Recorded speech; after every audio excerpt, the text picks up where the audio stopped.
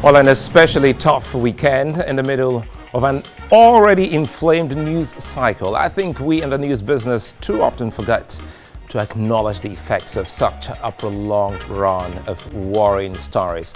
There are no solutions to offer in this space, but I just wanted to say Political Stew has finally nailed it as we give out our platforms to many irrespective of status to air their views. The political space has been upbeat, gaining momentum. There's a likelihood some politicians will move again.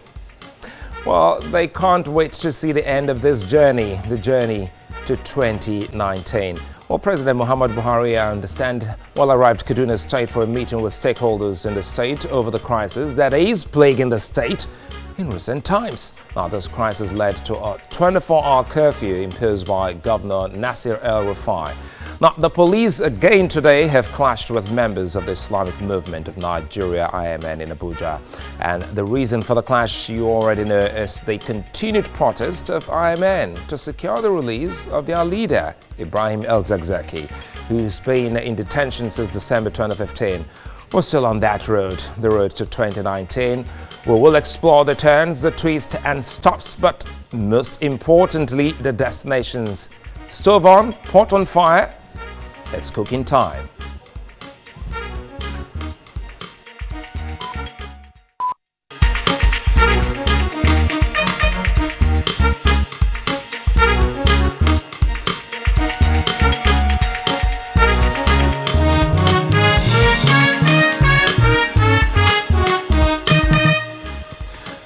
It's Political Stew. I'm Sulaiman. Later, welcome. As the campaigns hot up, we will see amazing dance steps and even music, political moves, like some big politician riding on a motorbike, the one we all call Okada, some buying plantain on the roadside, the one you call Bolly, or dancing with the market women. By the way, it was just last week that he was just a guest of the shrine. Now it's about a dance. President Muhammadu Buhari and Vice President Oshibajo on Sunday in Abuja jocularly said he was learning the Shaku Shaku dance steps for campaigns ahead of the 2019 general elections. Now, Shaku Shaku is a popular and contemporary dance style common among young Nigerians. Even the adults have actually hijacked that. Even on our own stew from Political Stew seems to have been lifted. We love it all the way. It's all a stewy moment. What are they cooking? You can watch us live online on the go at tvcnews.tv/live streaming. We're on live on YouTube, TVC News Nigeria Live, and youtube.com/Political Stew. And you can also watch us live on Facebook. And remember to download the Political Stew app on Google Play Store and follow the news and also the show, especially news about politics. We'll take a moment. When we come back, we have someone who will be telling us what agenda he's got for a state here in Nigeria. Twice he's contested to be governor of Lagos State, and twice he's been unsuccessful. Twice he's tried to pick the ticket under the People's Democratic Party. Now he's got it after moving to the Action Democratic Party. Joining me now is Babatunde Gbadamosi. He's the Action Democratic Party candidate for the Lagos State governorship election. Good to have you join me this evening. Good evening, Sulaiman. It's a nice experience to be here. Well, first, I stumbled, even though I've been following the news space, I first stumbled on what you were doing on Instagram. I saw the campaign. You've chosen to actually use the social media. But again, let's come back first to your foreign politics here in Lagos. You're not a newbie. You've been there for a long time coming.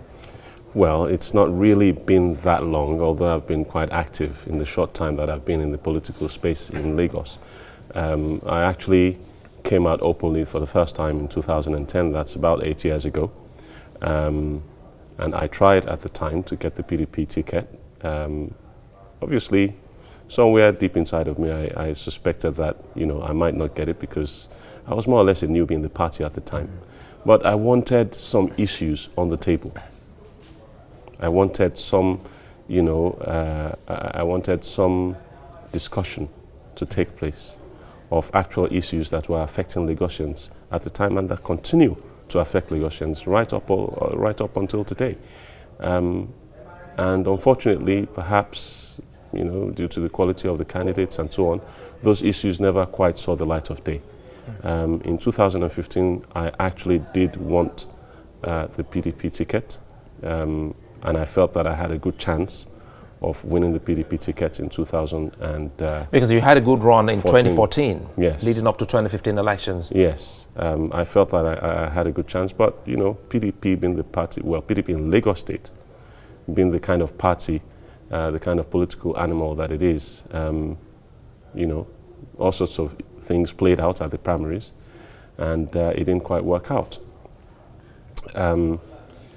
After that, I sat back and took stock and realized that perhaps PDP Lagos was not really the place for me, because ideas were not really selling.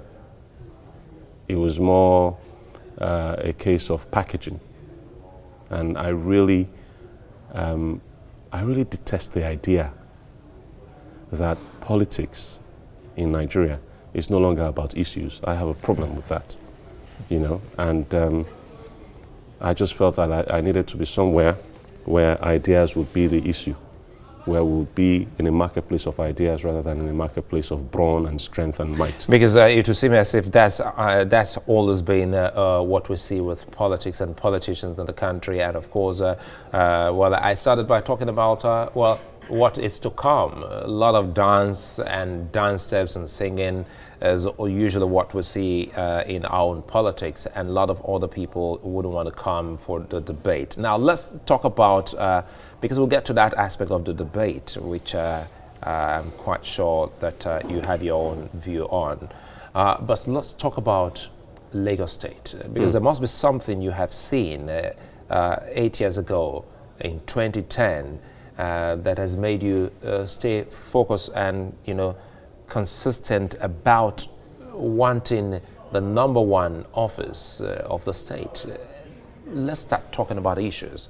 What are those things? Because one would have thought that everything is all done and dusted and on a roller coaster here in Lagos. Unfortunately, it's not. You see, there is this tendency amongst Nigerians to want to compare Lagos to other Nigerian states, and that comparison just doesn't hold water. Lagos is an international city. It's aspiring to become a destination for international capital, and it's not yet, not on the sort of scale that it should be. If anything, Lagos is almost now just a bottleneck to business in Nigeria.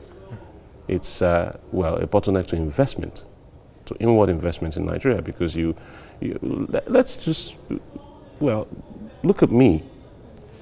At the time I came to Nigeria in initially in 2003, when I came in, I saw that the country had very serious problems. But in those problems, and with the attitude of the federal government at the time, I also saw opportunities. I saw opportunities for investments in, say, for instance, housing, because I could see that there was a dearth of quality housing in Lagos. And yet there was a lot of money floating around from all sorts of business activities that were going on at the time. Telecoms was on a roller coaster. It was at an all-time high. There was money coming in from the petroleum sector on a large scale. The creative sector was beginning to come into its own.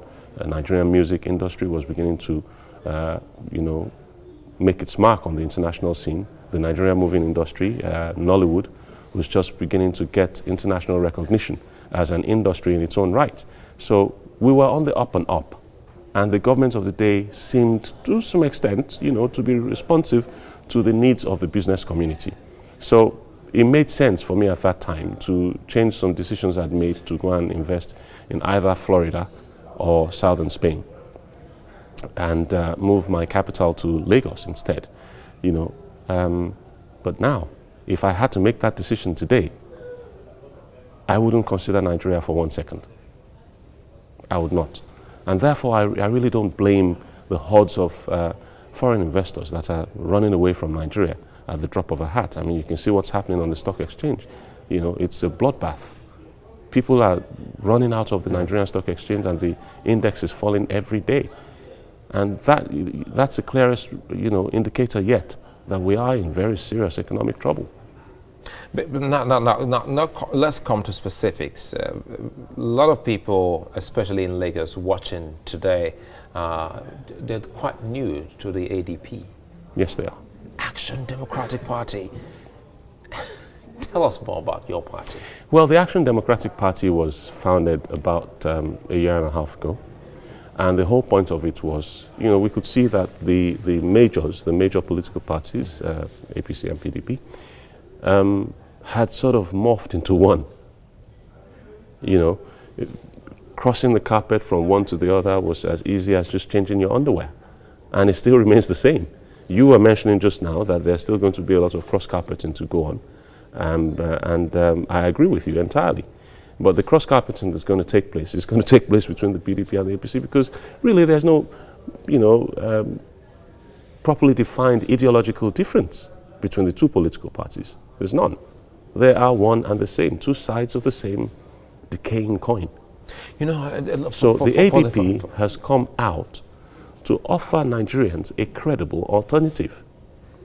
A credible alternative to and it doesn't seem the legacy as a party that is, soaking up those people who are sort of disappointed, not having a slot with the PDP or the APC. It's not because if you were given a chance to be the flag bearer of the PDP, I'm quite sure you would have stayed back in the PDP. Possibly, but then again, there are other issues to contend with. There are all sorts of backroom deals that are done, that for me, they wouldn't sit well with me. Coming from the kind of background I come from, there are some of the things that I see that I would not be able to stomach, personally. And the whole idea of this godfatherism thing, it's political grandeeism taken to another level. I mean, the idea of having influential personages in political parties is not new to Nigeria. It's not unique to Nigeria. In that sense, everywhere you go in the world, there are people who have been in political formations for years and years, and therefore their opinions are respected. They have a lot of influence in those political formations, whether it's the Republican Party or the Conservative Party in the UK or Labour or whatever. The grandees are respected. Their opinions are respected. So now let's talk about. But in Nigeria, it's been the whole idea of party grandees has been turned on its head. It comes back to your party. Now let's talk about what your party, is offering the people. If you say, the other two political parties, the APC and the PDP, they seem like they have a semblance of what they both offer. Perhaps let's talk about what your party is offering the people. Okay. We in the ADP believe that Nigerians deserve the best. We believe that Nigerians, at this stage in our national life, we should not be discussing electricity, 24-hour electricity anymore. It should be a reality. And that's something that we intend to implement as quickly as possible. There will need to be a sea change in electricity policy.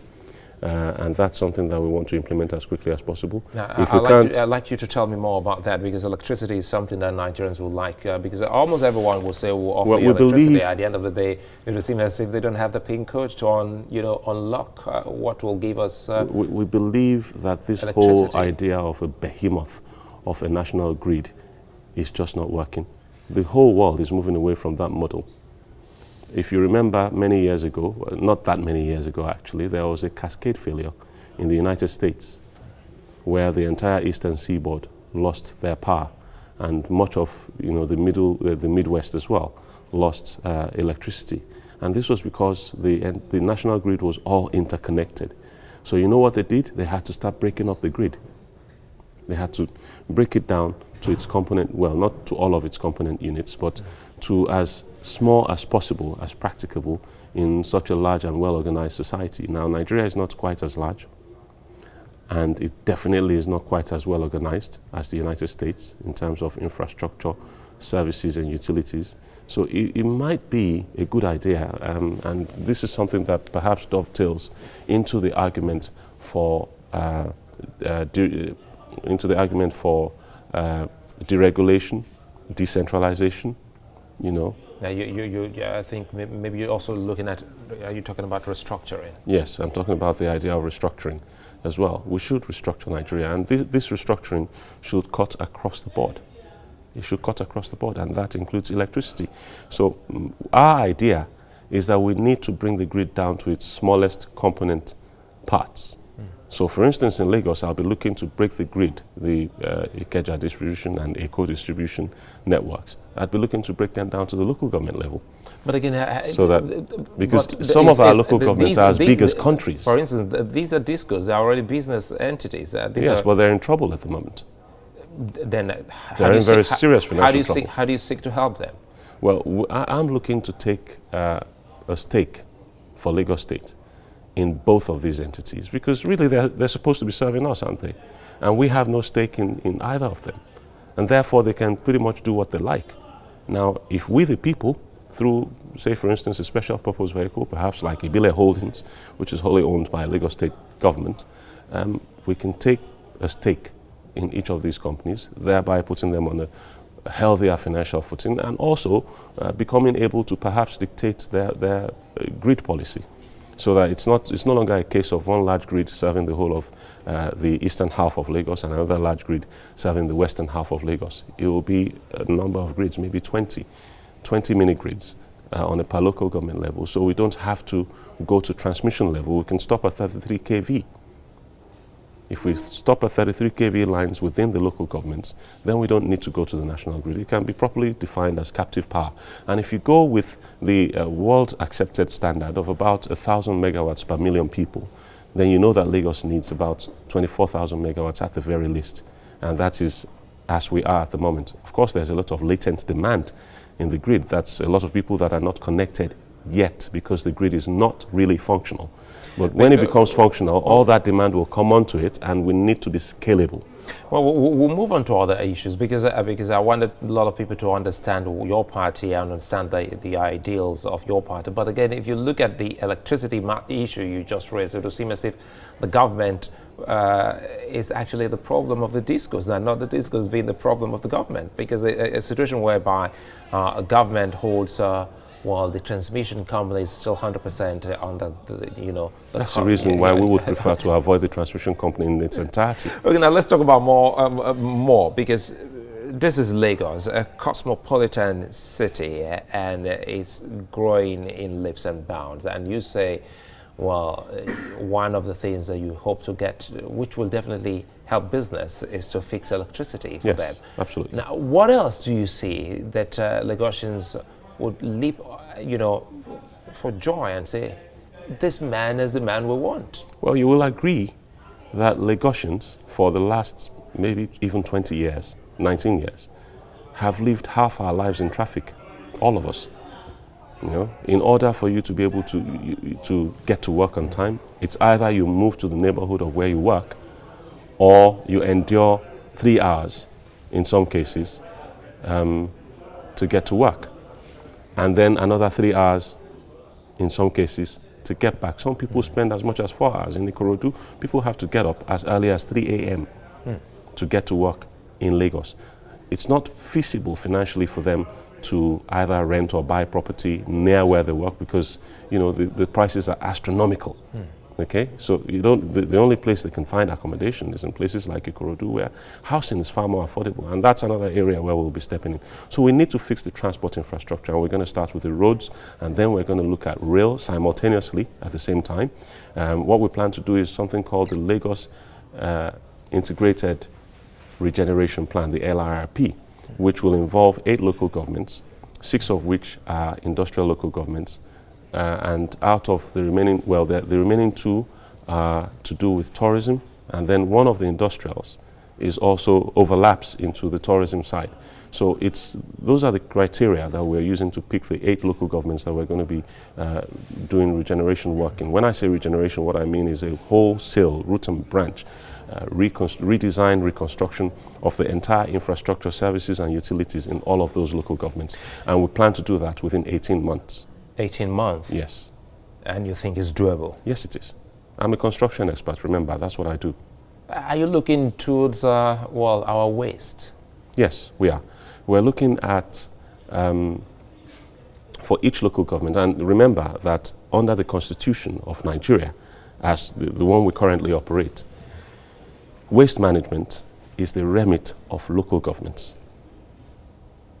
Waste management is the remit of local governments. It's nothing, absolutely nothing to do with the state. So an organization like LOMA is actually unconstitutional and illegal. Visionscape is even more unconstitutional and even more illegal.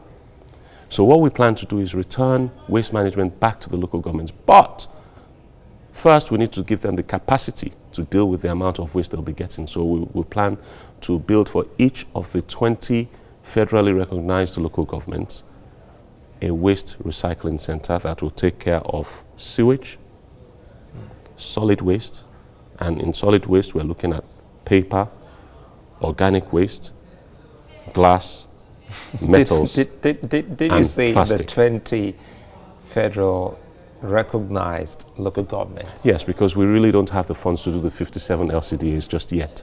So we'll start with those, and then as time goes on, once we begin to stabilize, because we don't have an economy just yet, when we come in, we'll be building one. Right now, what we have is what I call a squeeze economy.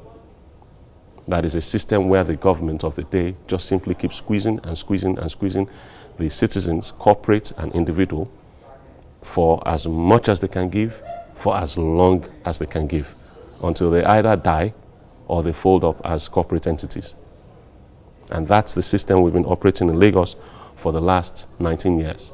That system has to stop.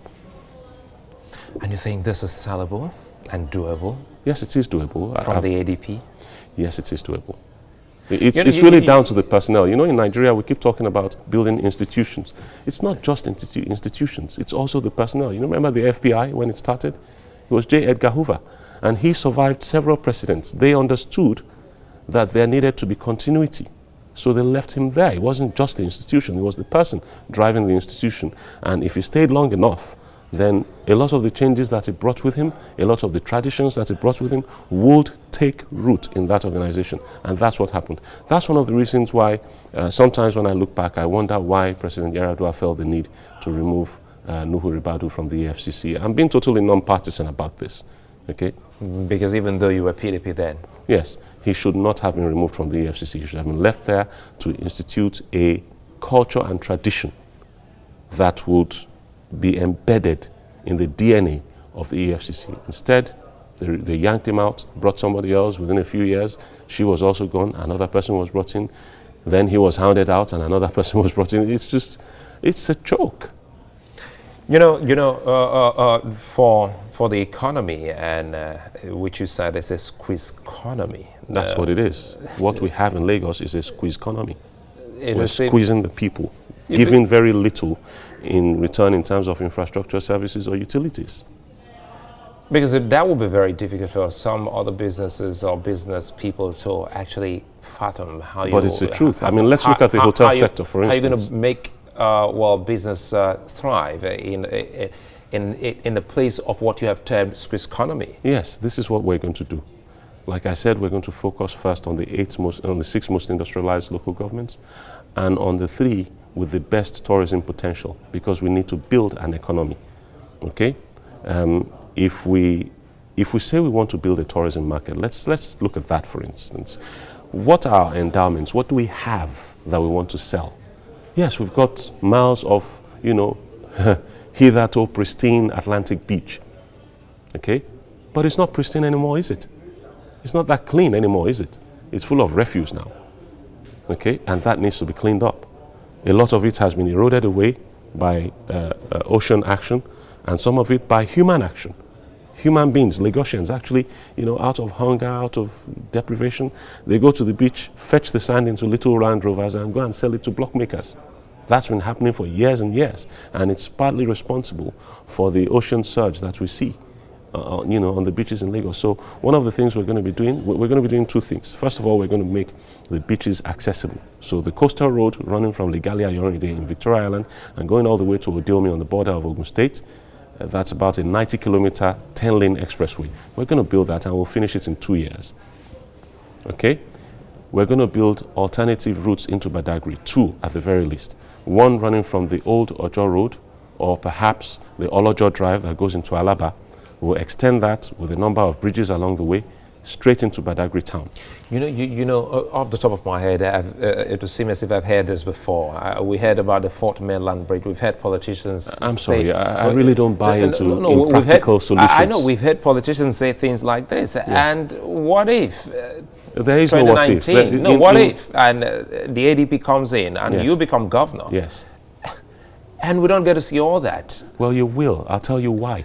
Of all the people that have ever run Lagos State, and I say this with all sense of humility, please. Of all the people that have ever run Lagos State as governor, of all the people that have ever attempted to run Lagos State as governor, I am the most qualified to deliver the things that Lagosians want. I'm the only one that has had pre-government experience of building any number of homes for any number of people, of building roads for that community, of providing electricity for 8 years straight, 24 hours, of providing water for 8 years straight for 24 hours. Okay? No other person that has ever run Lagos State has that sort of solid experience to speak of before they became governor or even while they were in office. No one. No one has done that. I mean, just name one governor that has been able to provide 24 hours electricity to any community in Lagos. Just name one. But because you're not there yet, so it's not. Well, I will be able to do it because I have the requisite. It's not a given that when you come in. Because I've been able to do it at Amen Estate without taxing the residents. I don't collect land use charge from them. I don't collect their personal income tax from them. The government does that. I don't collect lock-up shop fees. I don't collect motor park fees. I don't collect all these taxes that government collects. And yet somehow we're able to provide all these services. So what do you think I'll be able to do, sir? When I have my hands on the resources, on the vast resources of the Lagos State government. Power plans by the Lagos State government. Please, after 19 years, I'm sorry. It doesn't matter the number of years, but you are aware of... If it walks like a duck, that if Lagos it talks like a duck, plants. It waddles like a duck, swims like a duck, sir. It can only be a duck. It can't be anything else. They've not been able to give us anything for 19 years, and now they're going to start talking about plans. You said yourself that you've been hearing stories about the Fourth Mainland Bridge, and yet it's yet to materialize. Let me tell you, sir. Let me tell you, sir. There's a way. There is a way. Because you have also said there is a way. There is a way to see the Fourth Mainland Bridge, sir. It's there. You can fix that. The Fourth Mainland Bridge is already there. I'll tell you how to see it. When you get to a place called Langbasa. Are you familiar with Yoruba tradition and culture? Tell me more. Okay. When you get to Langbasa, by the water's edge, bend down. Take some of the sand on the waterfront there. Take some of the water and pour it onto the sand and speak to it. The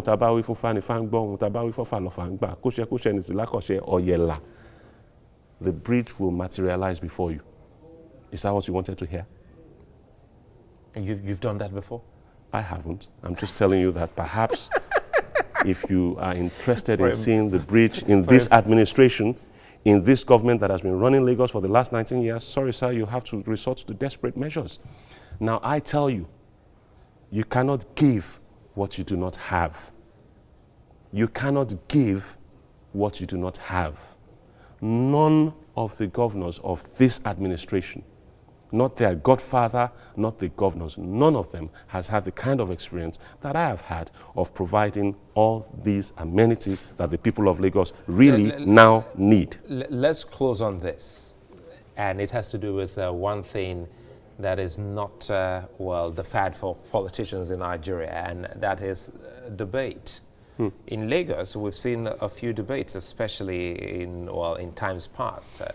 Until recently. Would you be willing to go on a debate with other candidates leading up to this 2019 elections? I'll tell you what, sir.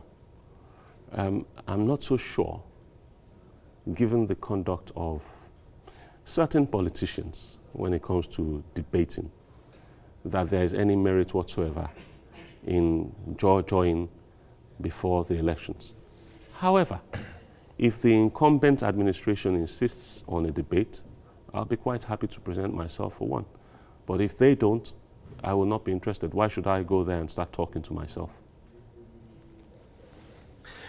Babatunde Gbadamosi, many thanks for speaking with us. He's the governorship candidate for the Action Democratic Party here in Lagos State.